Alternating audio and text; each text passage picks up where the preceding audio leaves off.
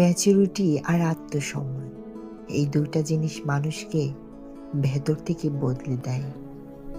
Mature হওয়া মানে শুধু বয়সে বড় হওয়া নয়, বরং জীবনকে একটু গভীরভাবে বুঝতে শেখা। কখন চুপ থাকতে হয়, কখন কথা বলতে হয়, কাকে গুরুত্ব দিতে হয় আর কাকে দূর থেকে দেখতে হয়, এই বোধটাই মানুষকে সত্যিকারের ম্যাচিউর করে তোলে। ম্যাচিউর মানুষ অযথা তর্কে জড়ায় না, সবকিছুর জবাব দিতে চায় না। অনেক সময় সে চুপ করে যায়, কারণ সে জানে সব কথা বলেই প্রমাণ করতে হয় না। কিছু নীরবতা অনেক বড় উত্তর হয়ে দাঁড়ায়। আর আত্মসম্মান হলো নিজের প্রতি নিজের সম্মান।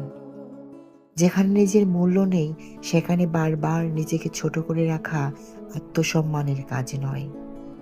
যে মানুষ নিজের আত্মসম্মানকে গুরুত্ব দেয়, সে কখনো কাউকে ছোট করে না, আবার কাউকে নিজের সম্মান নষ্ট করতে দেয় না।